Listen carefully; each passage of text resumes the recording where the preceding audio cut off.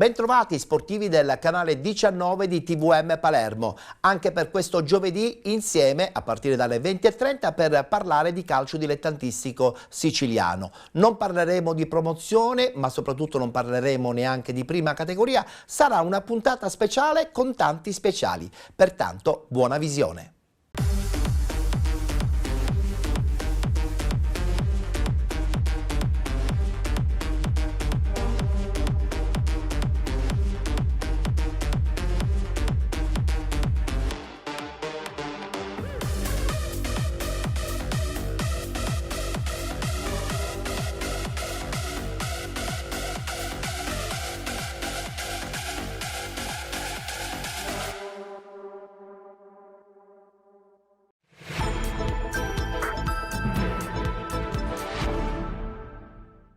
Benvenuti nel nostro Face to Face, il consueto spazio dedicato al faccia a faccia con i protagonisti del calcio dilettantistico siciliano. Subito la scheda di presentazione del nostro ospite odierno.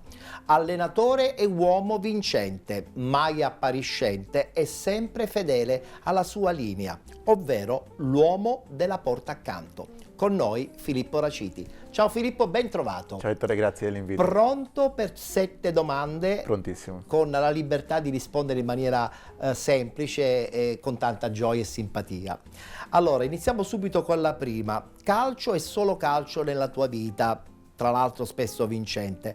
Ma quali sono le cose che appassionano veramente Filippo Raciti? Il tempo libero, oltre ovviamente il calcio, diciamo che mi piace stare... Hai un hobby, qualcosa di sì, particolare? a parte che mi piace comunque vivere la gente, vivere gli amici. Hobby ovviamente non ho tantissimi hobby. Anche perché il tempo è sempre molto limitato. Il tempo è sempre tantissimo, invece il tempo è poco, perché il calcio si dice che forse il momento dove ti rilassi è quando sei in campo. È vero. Quindi quando sei fuori, forse... Però c'è sempre una passione personale che ti porti anche da quando sei bambino. Sì, ma diciamo che da sempre, sai, quei momenti liberi li ho preferiti sempre passare con le persone che vuoi bene. Più care. Le persone più care, perché sono secondo me quei momenti che rimarranno sempre, quei momenti oggi da non perdere. Soprattutto adesso che il valore della famiglia è diventato un po' velleitario alcuni momenti. Quando hai delle divergenze con un tuo amico, sei pronto a discutere o a chiarire in una cena, oppure preferisci insomma riflettere e poi dopo in un secondo momento eventualmente risolvere il problema? No, guarda, credo una persona molto diretta. Una persona... Cioè non aspetti l'indomani? No, non è impossibile. Mi piace parlare subito, chiarire tutto subito, e anche se devo dire che non ho avuto, grazie a Dio, molti di questi problemi nella mia vita. Sono uno che comunque va d'accordo quasi con tutti. Piace chiarire tutto subito. Insomma, non rimandi, no, preferisci andare di getto subito, anche se spesso e volentieri si è sempre un po' amareggiati e un po' arrabbiati. Sì, però sai, da quella rabbia, da quell'amarezza a volte riesci comunque a estrapolare le risposte giuste. Sì, delle emozioni giuste. Le gioie vanno spesso di pari passo con le amarezze. Qual è la tua più grande amarezza che hai avuto nella tua vita? Allora, la mia più grande amarezza credo che sia stata quella di, magari a una certa età, magari di non provare a fare il calciatore in maniera seria, in maniera professionale, anche perché comunque sai... C'erano state delle occasioni? Ho avuto la fortuna sempre di giocare da calciatore, parlo in Sicilia, in piazze gloriose, in piazze forti, quindi magari sai, forte dall'ambizione di giocare in quelle piazze, forte dall'ambizione di poter riuscire magari a vincere in quelle piazze, a volte non ti permette di fare quel passo in più, perché ti adagia, no? Ti fa stare forse tranquillo in quella zona comfort.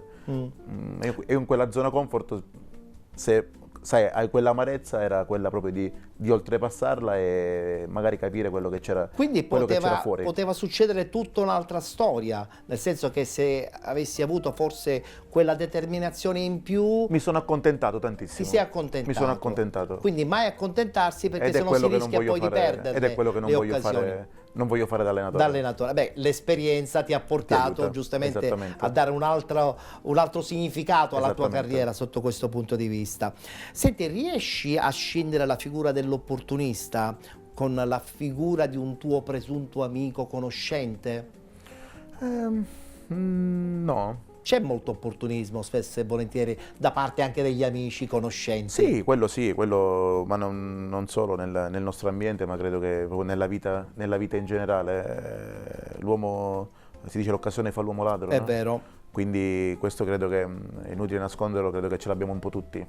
Essere opportunisti, magari c'è chi lo è di più, c'è chi lo è di meno, però credo che a volte, sai, l'opportunismo in sé, se magari viene abbinato a qualcosa di positivo, Sì. che ti può far sia ambire sia crescere, non è da escludere, e non è un male. Quello là comunque è negativo, quello che diciamo, per far bene tu, far bene, Ecco, far in questo male agli caso altri, quello succede però che succede spesso e tantissimo, e volentieri quello è qualcheduno sfrutta questa possibilità. quello è negativo e quello è da condannare, perché non va da nessuna parte, non va da nessuna parte, non va da non è giusto nessuna così. parte, è vero.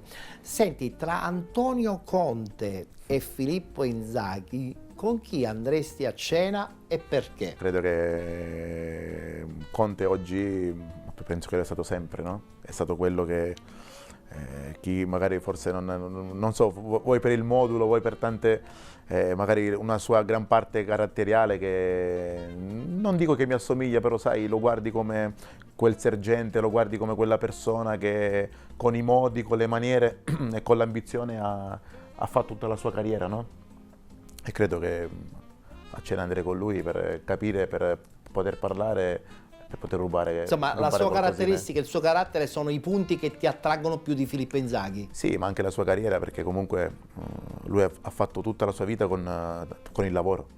È un malato di lavoro, è uno che forse non deve dire grazie a nessuno, perché ha iniziato progetti su società disastrose e li ha portati a vincere, li ha portati a rivincere e li ha portati. Quindi guardi lui gli ha dato come, molta dignità, come tante, esempio. Esatto, molta dignità ha dato a molte società che da tempo l'avevano persa. Al limite con Filippo Inzaghi prendi un aperitivo. Sì, facciamo i cross e lui.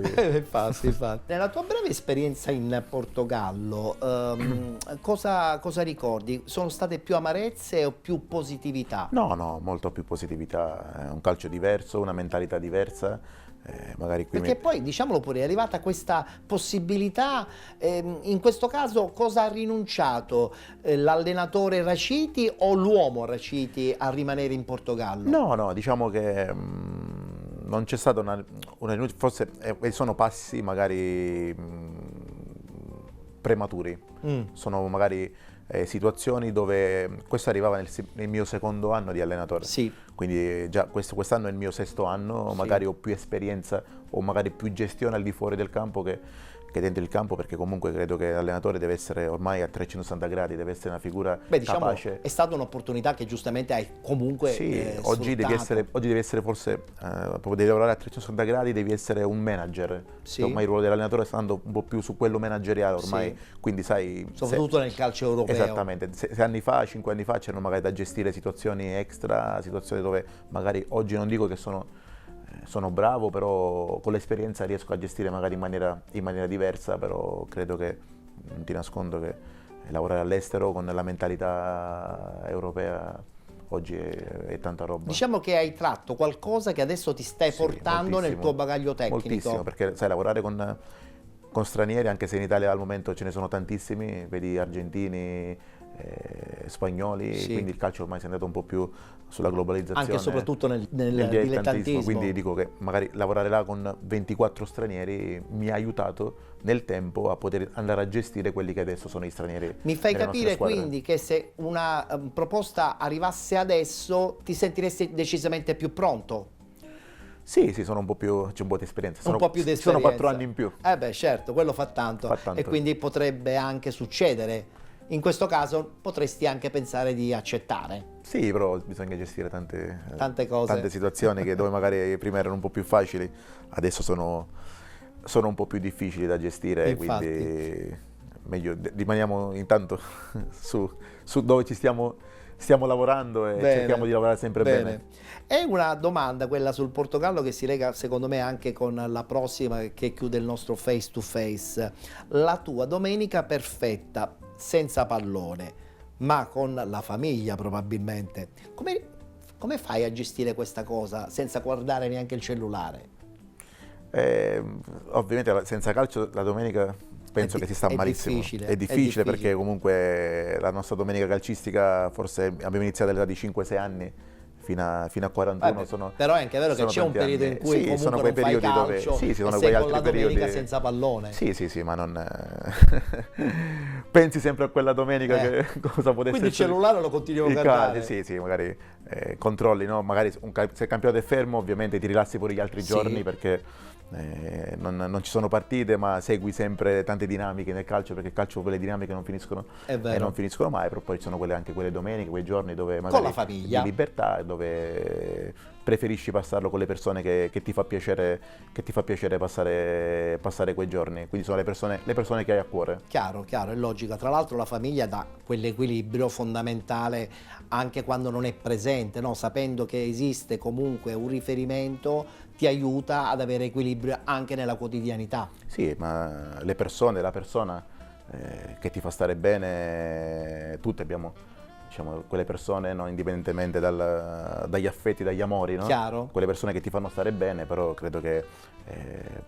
c'è la voglia e il piacere poi di magari trascorrere e di passare quei giorni insieme a loro. Esatto. In bocca al lupo per tutto. Viva il lupo, grazie. Grazie a Filippo Raciti, l'ospite del nostro Face to Face. Appuntamento al prossimo.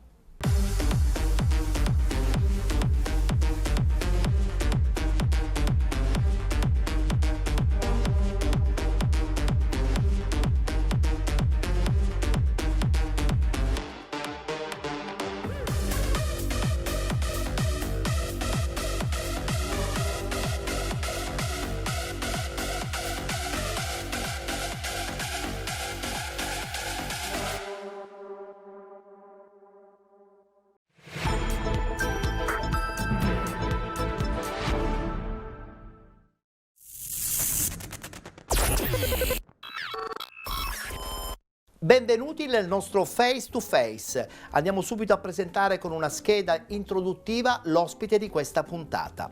Gentile, garbato, mai fuori le linee.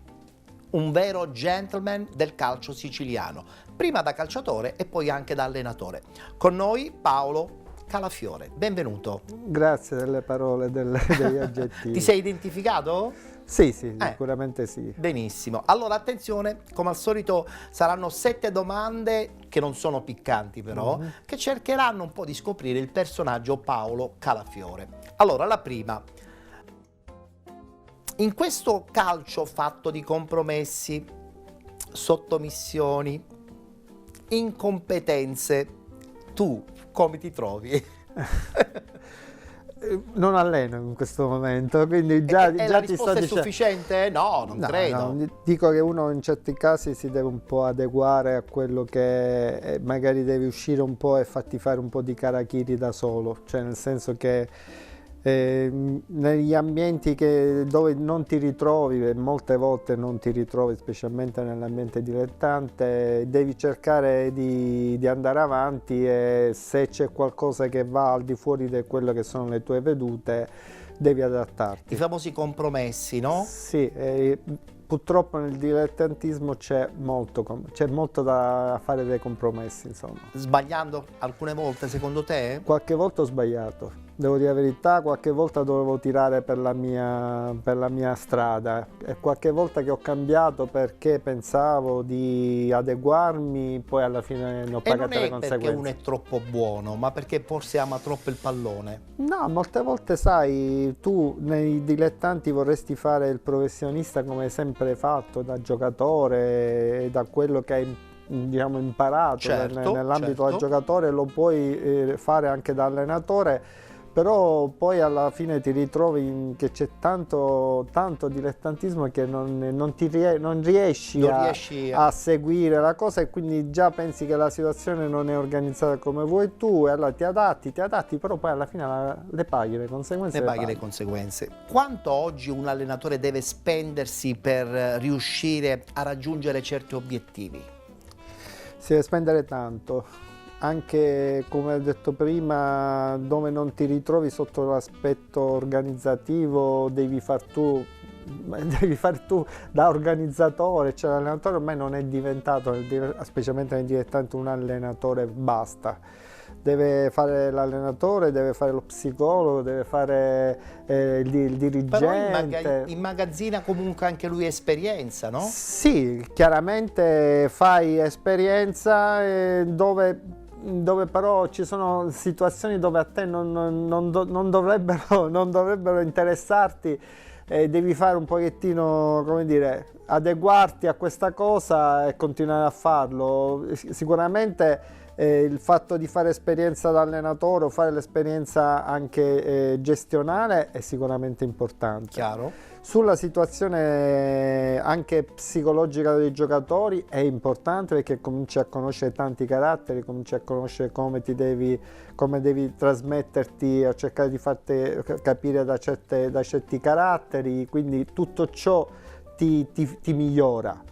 Ti forgia anche. Esatto, ti forgia, ti dà quella possibilità un domani di non sbagliare, di non fare gli stessi errori. Nel corso della tua vita calcistica ci sono stati dei bivi importanti e determinanti? Sì, dei treni che sono passati e che non ho preso a volo. È una frase fatta, ma è così. Fai conto che io a 17 anni ho fatto l'esordio in Serie B col Palermo, e capitò l'occasione di andare a Bari, che andò lì Catuzzi, che faceva l'allenatore in seconda al Palermo, passò a Bari ad allenare la primavera del Bari inizialmente, e lui mi voleva a tutti i costi lì a Bari. Abbiamo fatto tanto, però poi la società si mise contro il Palermo e disse che non doveva avvenire questo passaggio. Quindi quel treno lo hai perso? L'ho perso perché quell'anno poi il Catuzzi diventò allenatore in prima, perché Materazzi fu esonerato, e diventò lui allenatore, e portò 6-7 giocatori della primavera a giocare in B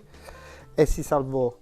Paolo, a chi devi dire grazie per far sì che questa tua esperienza sia una esperienza sempre da ricordare?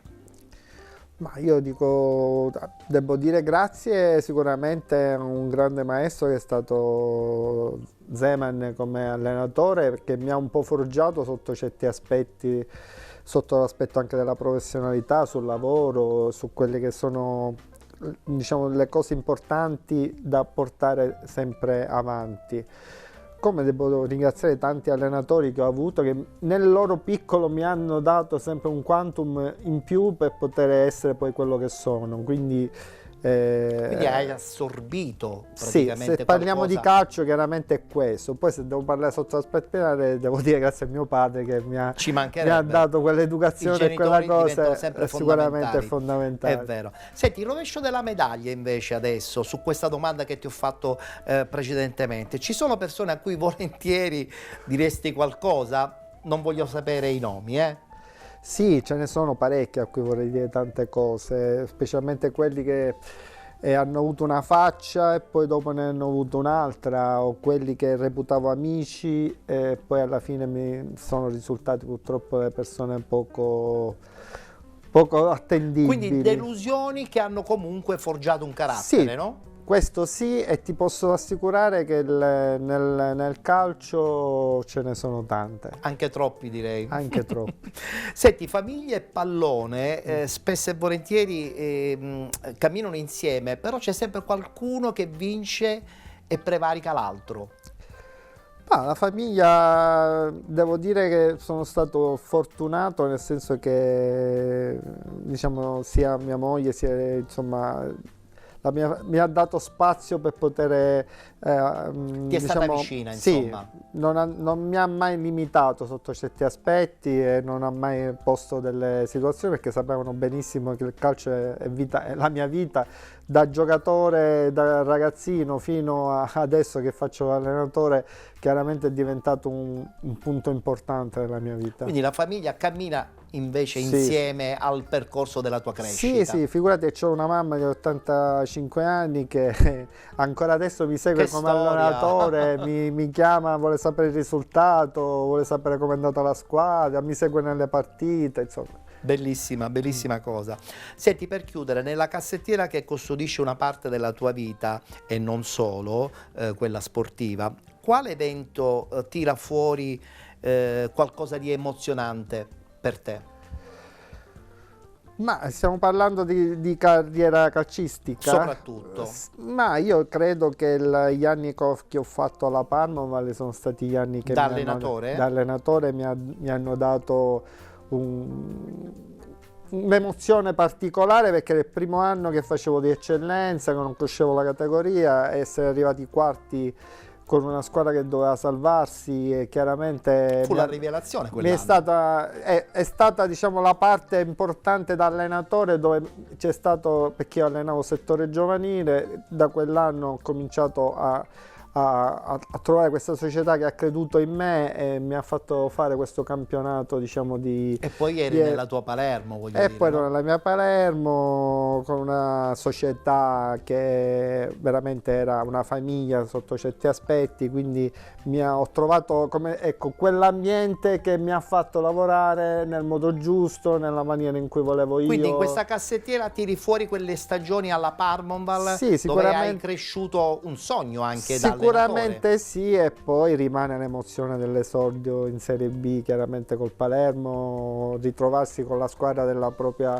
città natia a giocare una partita in Serie B. Chiaramente le gambe mi tremavano inizialmente a 17 anni, poi piano piano chiaramente c'è stata la partita che ti ha portato un pochettino. Poi c'è stata anche la parentesi del Licate, che comunque va sempre il Licate, ricordato, la vittoria al campionato C2, primo anno che facevamo di C, quindi è chiaro che ci sono stati degli eventi chiaramente che non potrei posizionarli. Insomma, la cassettiera è piena. È abbastanza piena sotto quello che sono le soddisfazioni, come ci sono pure le insoddisfazioni, sicuramente, però parecchie soddisfazioni me ne sono prese.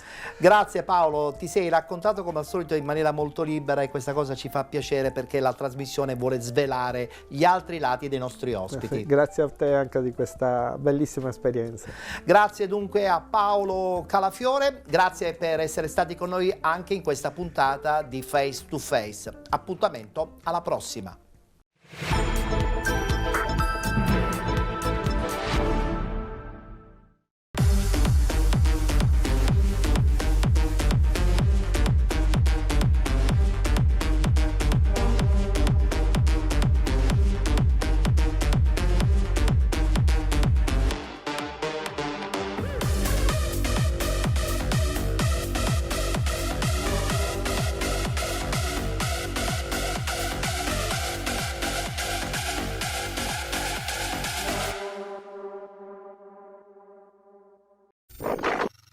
Benvenuti nel nostro Face to Face, ovvero il faccia a faccia con i protagonisti del calcio dilettantistico siciliano. Vado subito a presentare con una scheda informativa il nostro ospite di oggi. In campo era imprevedibile, un vero trascinatore. Il suo sorriso contagia e lo rende simpatico e disponibile a tutti. Con noi Giampiero Clemente. Ciao Giampiero. Salve, buongiorno. Ben trovato. Grazie. Allora, diciamolo pure Giampiero, dobbiamo cercare di scoprire tutti i lati di una figura importante del calcio siciliano, che non parli solo di calcio, quindi vedremo di capire quali sono anche un po' le tue caratteristiche. Sei pronto? Assolutamente sì. 7 domande per 7 risposte. Ok. La prima: cosa vuol dire oggi essere bandiera di una squadra, di una società? Ma soprattutto, secondo te, esistono ancora le bandiere nel calcio? Allora, essere bandiera di una società vuol dire innanzitutto rispettare quella città, saperla portare in giro con rispetto, con onore, con passione, e credo che oggi questo si stia perdendo perché È troppo impegnativo forse? è troppo impegnativo e oggi diciamo che si tenta di puntare più al risultato finale, che è il contratto migliore. Io ho avuto la fortuna di essere nella mia carriera bandiere di diverse società e di questo me ne vanto. Certo. Magari non ho calcato categorie Ma erano importanti. altri tempi forse? Sicuramente È possibile sì. dire questa cosa? Sicuramente sì, però se ce l'hai nel sangue, ce l'hai nel sangue. Io porto con me ogni emozione vissuta nelle città dove ho avuto la fortuna di giocare, poi ci sono quelle che sicuramente hanno preso più tempo della mia vita, come Benevento, dove Benevento, ho sì. giocato 5 anni, Vittoria, Perugia, dove, ripeto, è stata anche forse la parte della mia carriera più importante perché dove c'è stata la maturazione, sono diventato capitano, quindi sicuramente poi ricordi sempre con maggior affetto i posti dove sei stato bene. Chiaro. Per forza Insomma, di quei cose. ricordi fanno parte talmente della tua vita che non ti abbandonano mai. Ma poi alla fine. è la cosa bella e brutta allo stesso tempo, che azzerano il tempo. Addirittura, Perché io penso a Benevento come se fosse ieri e sono passati 15 anni. cioè hai fatto 5 anni però. Assolutamente, intensi ed stessa cosa per importanti. Perugia e per Vittoria, dove addirittura ci ho giocato 22 anni fa. Quanto è stato difficile passare dal campo alla scrivania? Era più facile dribblare un avversario oppure dribblare un presidente? Assolutamente è più facile dribblare un avversario che un presidente. Diciamo che io sono stato fortunato perché nel mio primo anno da direttore ho fatto tutti e due i ruoli, facevo il calciatore Sì. e il direttore, e non è stato per niente facile perché vi garantisco che ho fatto il calciatore, non puoi essere in campo e allo stesso tempo essere fuori. Condivido. Negli anni successivi, che questo è il mio terzo, stiamo cercando di crescere, però sicuramente è tutta un'altra storia. È tutta Quando un'altra sei in storia. campo sai che dipendi da te. Mentre invece fuori dal campo i confronti diventano obbligatori, tra virgolette, con i dirigenti, in questo caso con il presidente, no? Sì, ma a parte il discorso dei confronti o quant'altro, quando vai in campo sai che il risultato dipende anche da te. Da quello che avevi costruito, che hai Esatto, costruito. quando sei direttore sportivo devi essere bravo a gestire le emozioni che sono prodotte dal tuo operato, cioè dai tuoi calciatori. Ti inorgoglisce portare in alto i colori della tua città? In che misura? Ma io sono malato di Palermo e della mia città, io non avrei mai potuto pensare di vivere da un'altra parte. Io nel 2016, dal 2014 al 2016, sono stato responsabile del settore giovanile del Benevento. Sì. Avevo iniziato questa mia collaborazione e si proiettava anche la possibilità di stare vicino alla prima squadra, ma io e mia moglie avevamo un solo obiettivo: io voglio Ritornare a voglio casa. stare a Palermo. Palermo è casa mia, con tutti i difetti, con tutti i pregi. Io voglio stare qui e voglio creare qualcosa qui. Beh, in questo caso pronto ad un sacrificio, no? Rinunciare ad una posizione importante in una società importante come è il Benevento per riassaporare un po' i tuoi sapori, no? Assolutamente sì, assolutamente sì. A volte, parlando con mia moglie, dicevo: chissà come sarà stare a casa un 18 di ottobre, un giovedì, Sì. perché sono giornate che io non ho mai vissuto. Chiaro. Io stavo 7 giorni a dicembre e 15 giorni in estate, Chiaro, quindi chiaro. avevo una voglia matta. I miei figli sono nati a Palermo e vogliono stare qua. Beh, d'altra parte è una città talmente bella che non si può Assolutamente. rinunciare facilmente. Senti, la scelta di passare da calciatore a dirigente, anziché ad allenatore, com'è nata? Cioè, come mai non hai fatto l'allenatore? Perché molti giocatori tendono comunque a diventare allenatori anziché pensare di mettersi dietro una scrivania e diventare dirigenti. Io credo di essere più portato a fare il direttore o essere nel quadro dirigenziale. È stata una scelta immediata allora? Sì, sì, ho preso anche il UEFA B, quindi Sì. come allenatore, però mi sono reso conto che non ce l'hai dentro. Molto probabilmente avresti anche fatto bene, però io credo che uno deve seguire la propria passione. A me piace guardare le partite, mi piace trattare con i giocatori, mi piace confrontarmi con la società e preferisco... Ma questa cosa la pensavi anche da calciatore, che poi alla fine era quello che volevi fare? Assolutamente sì, quando io ho iniziato dai 28 anni ai 36 ho fatto sempre il capitano. Sì. Già in quegli 8 anni io mi vedevo direttore, non mi vedevo... Studiavi mentalmente da per dirigente? essere, guardavo i miei direttori come si muovevano e cercavo di rubacchiare da loro un po' di mestiere, però è una cosa che mi è sempre piaciuta. Anche quando poi ho iniziato a Benevento come responsabile del Sì, settore del settore giovanile, giovanile. vedevo che era una cosa che mi piaceva, coordinare, confrontarmi con gli allenatori, Bene. tanto. Ma chi è poi alla fine veramente Giampiero Clemente, fuori dall'universo del calcio? Famiglia, TV, cinema, cucina, cioè quali sono le cose che ti interessano al di là del fattore calcio? Ma su tutti la mia famiglia, Certo. noi siamo una famiglia, a prescindere dalla mia famiglia, per mia famiglia non intendo mia moglie e i miei figli, intendo mio padre, mia madre, Certo. siamo molto uniti, io ho un fratello, 2 sorelle, facciamo tutto assieme, nipoti, Addirittura. non esiste un Natale non passato assieme, non esiste un Capodanno non passato assieme, quindi Famiglia tradizionale. noi allora, siamo, sì, siciliana siamo tradizionale. legati alle tradizioni. Diciamo che sono un pantofolaio, nel senso al di fuori del calcio, abbiamo un'attività con mio fratello, abbiamo un negozio d'abbigliamento Ah, bene. e al di fuori da questo esiste soltanto la casa, cercare di passare più tempo possibile con la famiglia.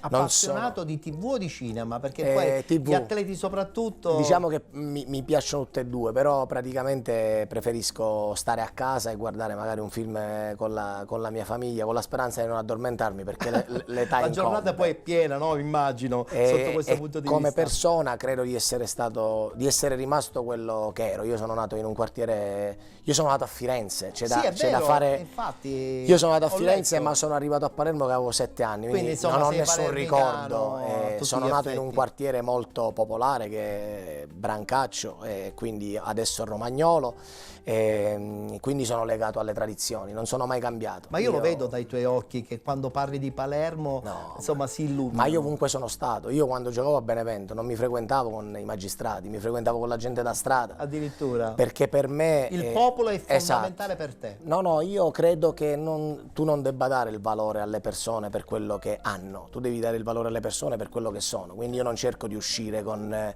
i ricchi o non cerco di frequentarmi col salotto, io mi frequento con chi sto bene. Bene. E se un panettiere mi porta al rispetto e io sono affezionato a lui, che La ben gioia venga. delle cose semplici. E questo l'ho sempre fatto anche quando ero il capitano di piazze importanti. È vero. Allora, nella solita scatola dei ricordi c'è sempre qualcosa che porti con tanto amore ovunque tu vada. Nella tua scatola qual è l'oggetto o il pensiero che porterai per sempre, anche quando magari un giorno, chissà, ti trasferirai in un'altra città? Parliamo di oggetto o un ricordo inerente al calcio? Io punterei sull'oggetto, perché è una cosa materiale, certe volte, spesso e volentieri, è bella anche ritoccarla. Io ho un quadro che mi è stato, un dipinto che mi è stato regalato dai tifosi del Benevento, che conservo gelosamente a casa, dove c'era una mia fotografia un po' stilizzata sotto la curva del Sì. Benevento, ma la frase che mi dedicarono è una frase che mi ha toccato tantissimo. Faceva così: il Benevento è il giallo-rosso, Sì. e mi dicevano il giallo e il rosso sono nella nostra vita di più, qualcosa in più di 2 semplici colori, e tu con quella maglia addosso sei qualcosa di più di un semplice capitano. Vabbè, questo è uno slogan No, strappalacrime no, lo che so, fa ma impazzire. io mi emoziono perché Certo.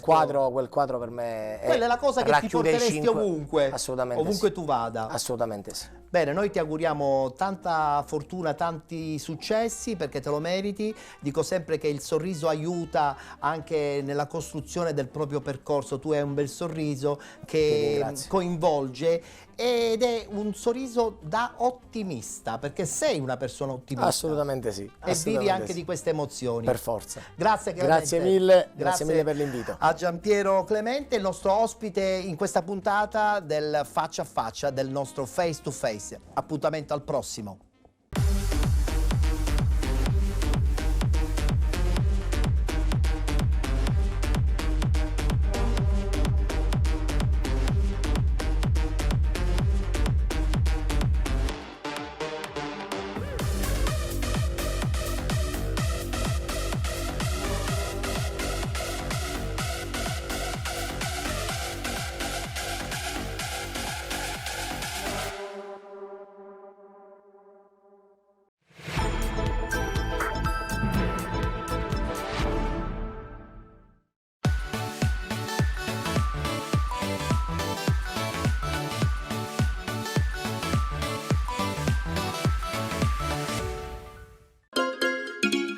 Benvenuti da Giada Immobiliare.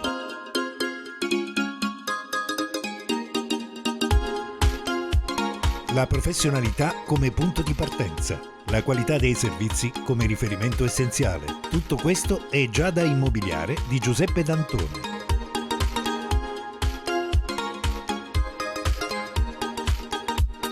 Servizi di compravendita ed affitti, supporto per concessioni mutui e consulenza finanziaria ed inoltre assistenza a partecipazione ad aste giudiziarie e consulenza tecnico-legale. Giada Immobiliare, via Etnea 734, Catania. Info 095 61 74 981 oppure 095 61 74 973. Visita il sito con le nostre proposte www.giada-immobiliare.it.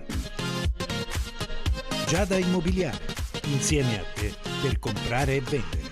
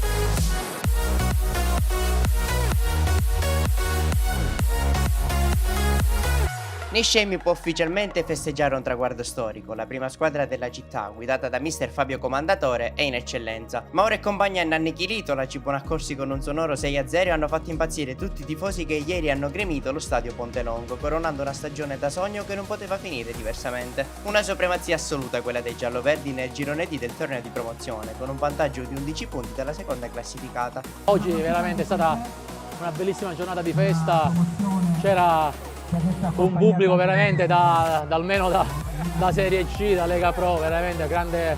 Siamo contenti per la città di Niscemi, per la società, per lo staff e per tutti i calciatori. Credo che ce lo siamo meritati.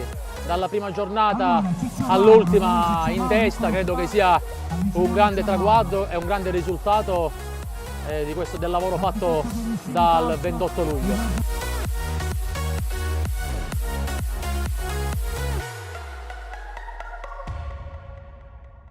Sì, contentissimo per i gol di oggi, contentissimo per la stagione, per questi 27 gol come ben hai detto tu, ma soprattutto felice perché abbiamo vinto il campionato e possiamo prossimo anno pensare in un'eccellenza. È stata un'annata fantastica, una stagione dove abbiamo battuto tutti i record.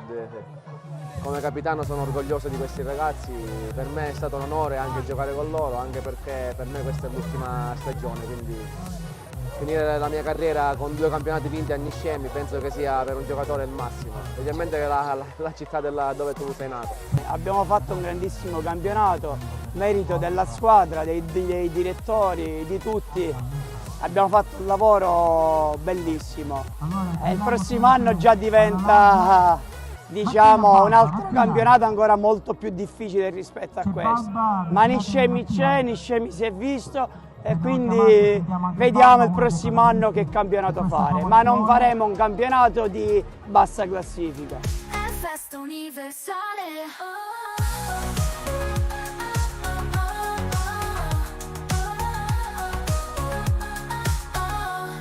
Quando accettai questo percorso che ha fatto il Niscemi, tutti mi prendevano per pazzo e adesso magari tutti vorrebbero essere qui al mio posto.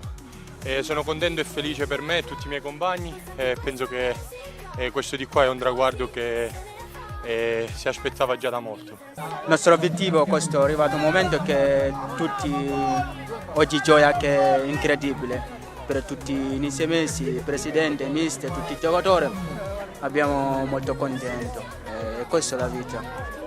Abbiamo gioia oggi, guarda, tifosi incredibile, un gioia troppo felice oggi. Sono contento di queste cose, abbiamo vinto il campionato e sono contento per i tifosi qua, anche al mister, quindi niente da dire. Grazie a voi, grazie a tutta la società.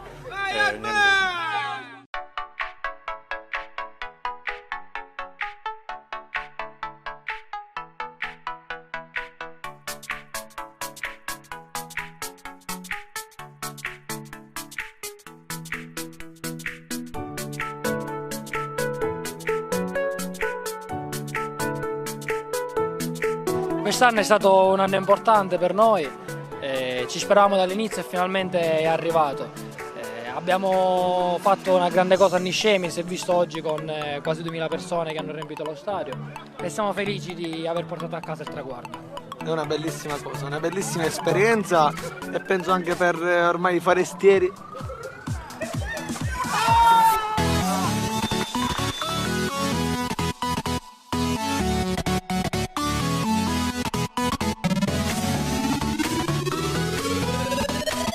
Siamo felicissimi di aver preso questo obiettivo, era l'obiettivo che siamo prefissato già dall'inizio di stagione e niente, siamo felicissimi di tutto questo.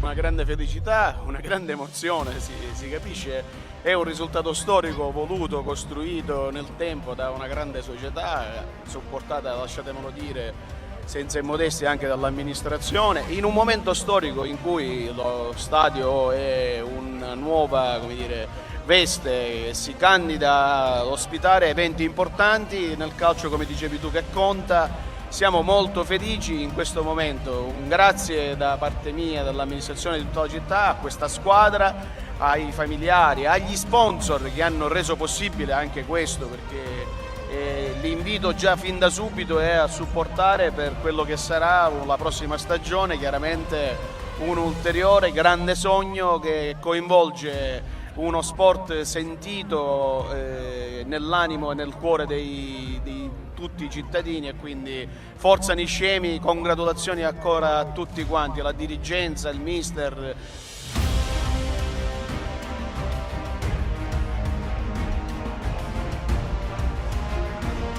Questa vittoria la dedichiamo a tutti i nostri tifosi che non ci hanno abbandonato negli ultimi anni.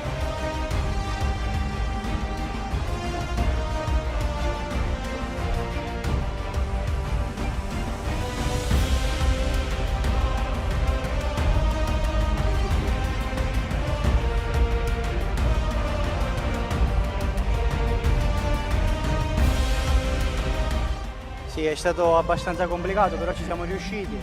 Oggi sono andato in doppia cifra, sono felicissimo. È il mio primo campionato, quindi è una cosa importante, un traguardo importantissimo.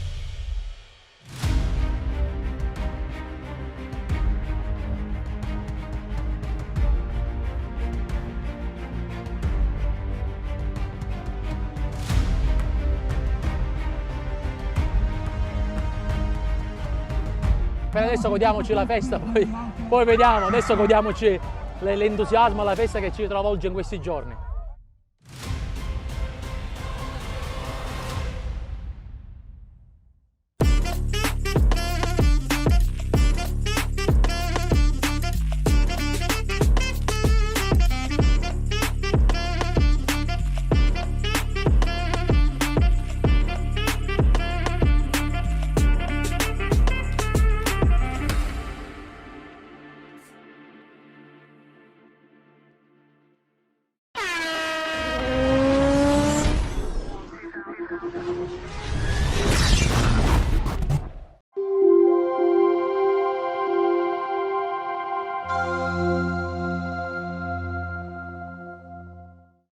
L'Aci Bonaccorsi rimanda la matematica salvezza ai restanti 3 turni di campionato. Il recupero della giornata 22, nona di ritorno dello scorso 8 marzo, non disputata per campo impraticabile, se lo aggiudica il Santa Croce che si impone per 4-1 al Comunale con reti tutte nel primo tempo. I gialloverdi, a cui bastava un punto per mantenere la categoria, pagano un avvio decisamente sottotono e così occorrerà attendere ancora contro Noto, Aci Catena e Priolo, 2 trasferte su 3, per certificare l'ufficialità di rimanere in promozione. Al secondo ospite in vantaggio Busacca per Di Rosa che in netta posizione di fuorigioco sblocca la partita. L'Aci Bonaccorsi attacca ma in maniera confusionaria e al decimo incassa il bis con una rapida combinazione di Rosa Bruccoleri in contropiede che mette decisamente per gli etnei in salita la partita. Non chiusa solo per questione di imprecisione da assenza al quarto d'ora. Qualche cenno di reazione si vede dalle parti di Nicosia che non aggancia in aria una punizione di Laspina e con divenuto sul lancio di Abramo, servito da fallo laterale di Scilè. Una conclusione bloccata da Barbera. Poi a metà tempo occasione non sfruttata da Abramo su assist da dietro di Strano e tacco di Cerasuolo. Insomma la volontà per rientrare in partita c'è, ma quando assenza serve a campo aperto Bruccoleri che va in gol con una certa facilità. Per l'Aci Bonaccorsi il mercoledì nero sembra materializzarsi dopo 30 minuti. 0-3 resta il tempo per vedere una chance da parte di Divenuto sul lancio di Abramo, pallone sparato fuori dal campo e il poker firmato da Di Rosa che deposita in rete un altro gol evitabilissimo dall'Aci Bonaccorsi.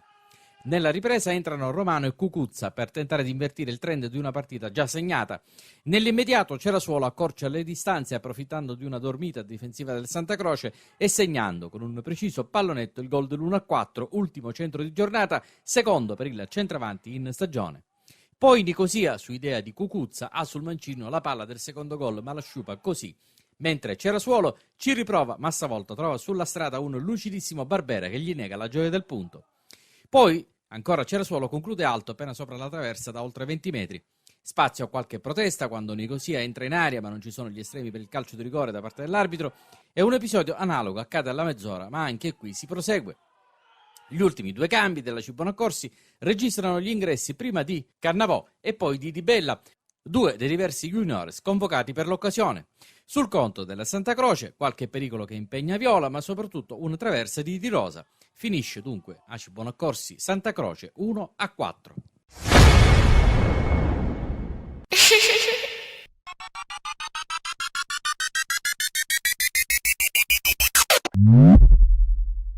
È stata decisamente una puntata speciale di Penalty. Grazie come al solito per averci seguito. Noi ci fermiamo qui, ci vedremo la prossima settimana puntuali il giovedì a partire dalle 20:30, sempre sul canale 19 di TVM Palermo.